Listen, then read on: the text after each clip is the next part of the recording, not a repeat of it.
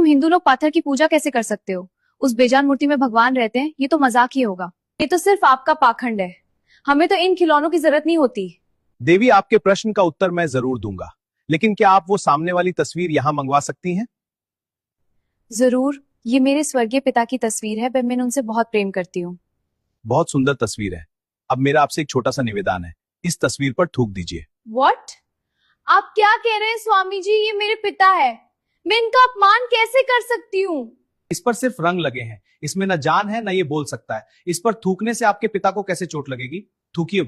स्वामी जी, ये सिर्फ कागज नहीं है, ये मेरी पूरी दुनिया है। इस तस्वीर को देखकर मुझे उनका प्यार याद आता है। आप मेरी भावनाओं का मजाक उड़ा रहे हैं। बस देवी, यही बात मैं आपको समझाना चाहता था। जैसे ये तस्वीर सिर्फ कागज है, पर आपके लिए आपके पिता हैं। इस तस्वीर को देखकर आपके मन में प्रेम आता है। बिल्कुल वैसे ही हम हिंदुओं के लिए मूर्ति सिर्फ पत्थर नहीं होती, वो हमारे ईश्वर का प्रतीक होती है।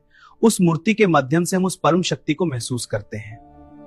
ये अंधविश्वास नहीं, ये भावनाओं का विज्ञान है। लेकिन मेरे मन में एक और बड़ा सवाल है, अगर बुरा ना माने तो पूछूं? पूछिए देवी।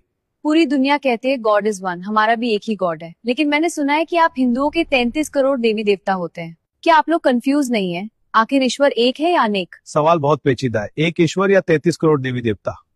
देवी जी, सबसे पहले तो आपका सवाल ही गलत है। हिंदू धर्म में 33 करोड़ देवी देवता नहीं, 33 कोटि देवी देवता है। मतलब मैं कुछ समझी नहीं। हमारे वेदों में लिखा है 33 कोटि देवी देवता।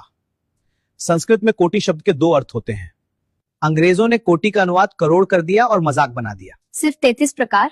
कौन कौन से?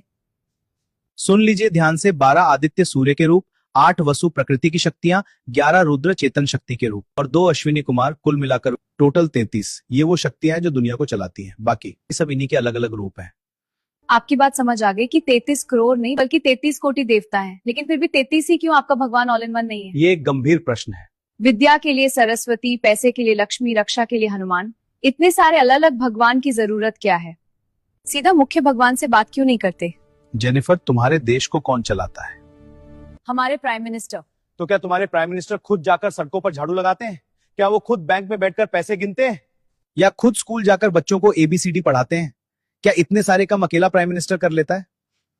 नहीं, वो तो PM है। काम करने के लिए उनके पास अलग अलग मिनिस्टर्स होते हैं, जैसे education minister, finance minister, defence minister. बस यही लॉजिक है जेनिफर।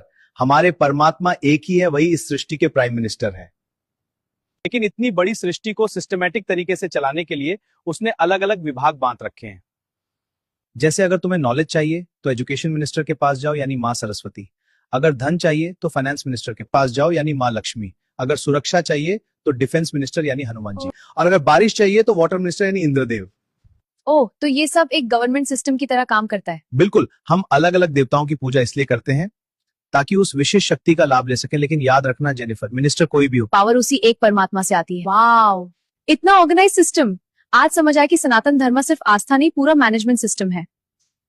ईश्वर एक है लेकिन उसकी शक्तियां अनेक हैं। सही चैनल चुनिए, अर्जी जल्दी सुनी जाएगी।